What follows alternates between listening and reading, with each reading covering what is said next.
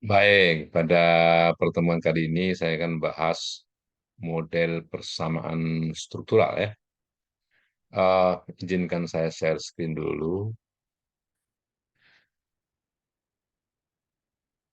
Oke, ini adalah tampilan Amos ya, yang mana data aslinya ada sebanyak eh, 17 indikator, di mana 4 indikator pertama itu untuk faktor A, 3 faktor berikutnya untuk B, 3 indikator berikutnya untuk faktor C, 3 dan 4 faktor berturut-turut untuk 3 dan 4 indikator berturut-turut untuk faktor D dan faktor E. Dan andekan secara teori hubungan antar faktor itu adalah seperti yang ada di gambar.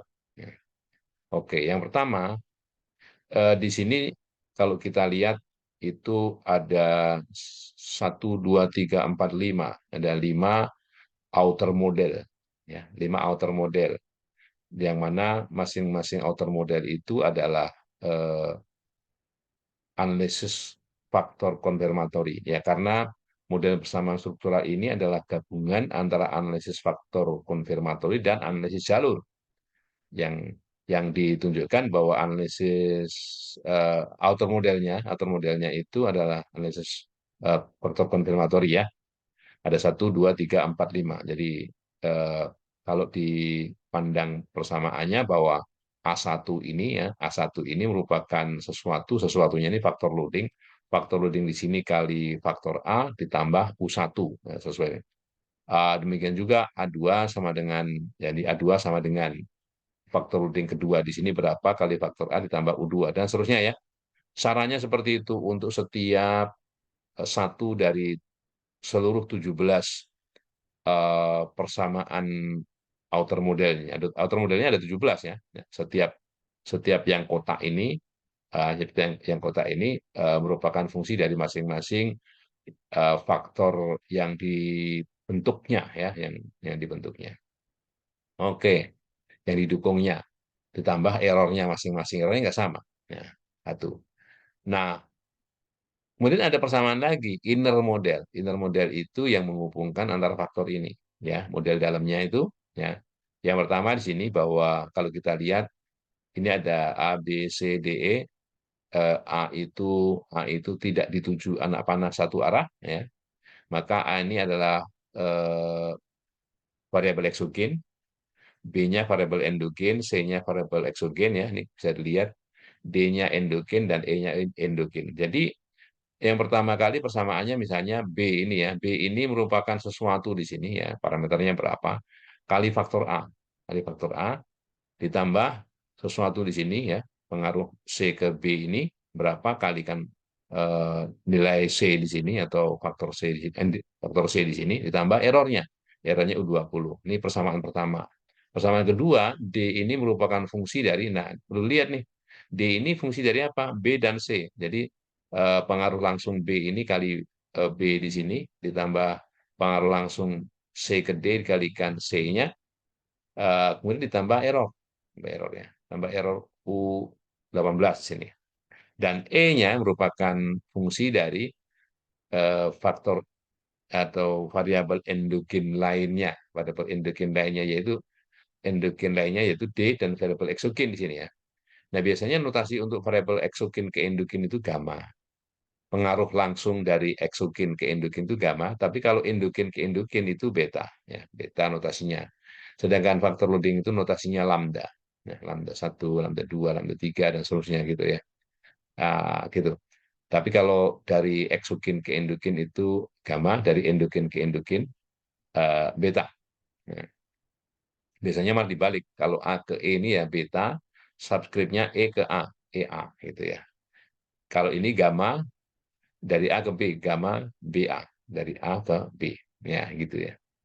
Nah, andaikan gambarnya seperti ini, ya, maka tentunya karena ini merupakan gabungan dari analisis faktor konfirmatori dan analisis jalur, maka harus lengkap lagi. selain juga bisa digunakan, selain kita bisa menguji apakah masing-masing indikator ini merupakan valid bagi faktor-faktor yang apa namanya didukungnya, juga apakah reliable, ya.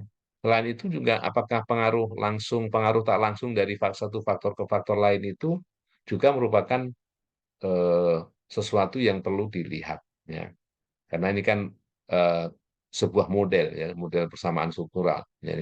Jadi tidak mudah di bahwa model itu ya bisa aja tidak tidak mudah dinarasikan, tapi mudah digambarkan seperti ini, ya, hubungan antar variabelnya. Oke. Nah, oleh karenanya kalau kita eksekusi di sini, ya, eh, karena ini oke, propertinya yang dilihat di outputnya tentunya lebih banyak lagi, ya. Ada sample moment, sample correlation, standard estimate, direct indirect effect, faktor scale-nya, jadi faktor skornya, jadi faktor loading-nya, ya, faktor loading, mungkin varian covarian, correlation dan sebagainya itu lebih lengkap. Oke. Nah, setelah muncul tanda merah begini, ini kita klik karena ini artinya apa yang kita eh, apa namanya set di sini, apa yang kita atur di sini sudah sesuai. Misalnya termasuk memberikan nilai estimasi ke faktor loading yang mana. Jadi setiap eh, outer model ini harus ada nilai awalnya, nilai awalnya, ya. Oke. Jadi kalau kita eksekusi, kita klik begini, muncul sekarang. Nah, karena output yang dikeluarkan yang sangat banyak, maka mungkin kita bisa tekan F10 atau melihat eh, hasil di text output, ya, di text outputnya gini. Oke. Nah, maka di bagian estimate ini kita bisa lihat, ya, kita bisa lihat seperti tadi caranya, ya. Bagian pertama ini pengaruh pengaruh langsung, ya, dan indikator. Kalau dari A ke B, A ke C dan sebagainya, ya, yang ini dari 1, 2, 3, 4, 5, 6 ini adalah pengaruh-pengaruh langsung. Kemudian kalau huruf A-nya diberikan indeks ini untuk melihat apakah masing-masing indikator ini merupakan indikator yang valid apa tidak. Nah, tapi kalau kita lihat nih semuanya bintang. Artinya semua indikator itu valid terhadap faktor-faktornya. Kemudian pengaruh langsung ini juga signifikan, eh, bahkan lebih kecil dari 0,01 kecuali pengaruh langsung dari C ke B. Pengaruh langsung dari C ke B ini 0,005, ya. Kalau lebih kecil dari 0,01 bintang 3 itu, ya. Kemudian bawahnya ini ada kalau yang di atas itu regression weight biasa, kalau ini yang standardized. Nah, bedanya yang standardized ini kalau signifikansinya sama, ya, apa yang ada di unstandardized dan standardized itu menghasilkan signifikansi yang sama. Hanya nilainya saja yang berbeda. Standardized itu eh, untuk setiap data itu sebelum dianalisis itu dikurangi rata-rata dari indikator itu, variabel itu, kemudian hasilnya dibagi standar deviasi, jadi standardized, ya. Oke. Kemudian ini intercept-nya, ya, intercept untuk apa namanya masing-masing indikator, misalnya indikator, ya. Kemudian ini matriks eh, koefisien korelasinya yang kalau kovariannya signifikan, korelasinya juga signifikan. Ini kan eh, koefisien kovarian, ya. Ini koefisien korelasi 0,678.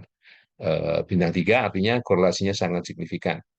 Nah, ini untuk melihat apakah indikator-indikator tadi selain valid juga reliable, ini ditunjukkan bahwa dari U1 sampai U20 ini sebetulnya bukan itu sampai U17 misalnya. Kan 18, 19, 20 itu error untuk variabel-variabel endogen, ya. Ini signifikan semua, ya. Artinya indikator-indikator itu selain reliable juga signifikan. Nah, untuk melihat pengaruh langsung dan tak langsung mungkin bisa ada di sini. Kalau ini square multiple itu eh, koefisien determinasi, ya, koefisien determinasi, ya. Koefisien determinasi bisa bisa dilihat di sini. Biasanya yang berkaitan dengan variabel endogen yaitu BDE, ya, atau indikator. Ya. ada muncul data itu. Ya. Nah, untuk melihat langsung tak langsung ada di bawah nih, ya. Total effect ya, total effect pengaruh pengaruh total ya. Ingat ya, dari sini ke sini ya, kan nggak ada dari B ke A karena A dan B sama-sama eh sorry di gambar tadi ya. Dari B ke A nggak ada, ya dari B ke A nggak ada ya, dari A ke B yang ada. Nah, tapi ini juga bisa muncul di sini, bisa muncul apa namanya nilai-nilai yang hanya saja untuk A ini ya, untuk A ini A4 sampai A1 ini yang muncul hanya nilai yang tidak nolnya di bawah A tentunya, yang di bawah C, B, D, E dan nggak ada ya. Ini adalah eh, dimunculkan lagi pengaruh totalnya, total indikator. Sorry, ini ada indirect effect, ya. Kemudian ini ada standardized, dan baik yang effect maupun itu estimate-nya ada standardized-nya, karena kita klik juga standardized-nya. Sekali lagi standardized itu kalau variabel atau indikator itu sebelum diolah dikurangi rata-rata variabel atau indikator itu, kemudian dibagi dengan standar deviasi indikator atau variabel itu, baru diolah. Ya, makanya dinamakan standardized di situ. Baik, itu kalau pakai apa namanya Amos ya, kita lihat bagaimana kalau pakai R. Hmm, R-nya mana? Datanya sama ya, datanya sama. Hanya tadi karena ini sekali lagi gabungan antara model pengukuran atau analisis faktor konfirmatori dan model struktural atau analisis jalur, maka kita tuliskan modelnya seperti ini. Jadi model pengukurannya di sini ya, A1 sampai 4, indikator dari A, B1, 2, 3, indikator dari B, dan sebagainya. Ingat ya, indikator itu notasinya sama dengan tilde. Kemudian ditaruh sebelah kanannya apa-apa saja indikatornya. Korelasi atau kovarian dikasih 2 tilde berturut-turut. Ya. Kemudian ini bagian regresinya atau model strukturalnya. Jadi A dan C ini yang mengaruhi B, B dan C mengaruhi D, A dan D mengaruhi E. Ya.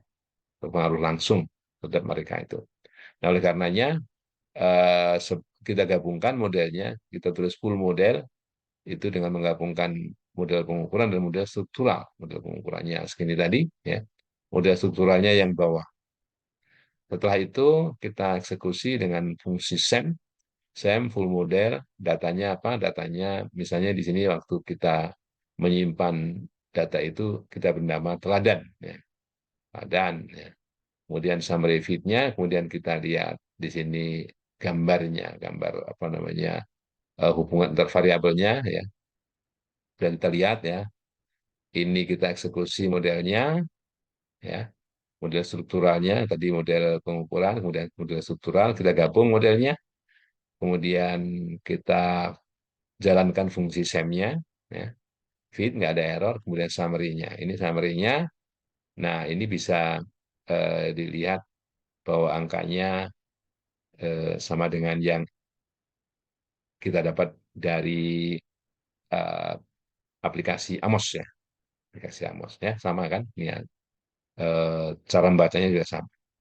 Bahwa A1 sampai A4 ini indikator yang valid terhadap faktor A apa enggak, ini kita lihat ya, karena nilai peluang kan bagian terakhir itu sangat kecil. Demikian juga indikator-indikator faktor yang lain. Kemudian ini persamaan regresinya ya, ini pengaruh langsung, pengaruh langsung. Nah, sekali lagi kalau mau nyari pengaruh tak langsungnya gimana? Nah, ya ini kan misalnya dari A ke B, dari B ke D, dari D ke E, ya kalikan.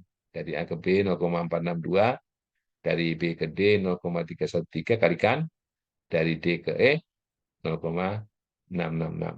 Kan tinggal mengalikan. Mungkin ya sedikit berbeda dengan apa yang ada di Amos karena sekali lagi algoritma yang digunakan untuk menyelesaikan ini ya eh, bisa jadi tidak sama ya, algoritmanya, tapi kesimpulan akhirnya sama sih. Kesimpulan akhirnya sama ya.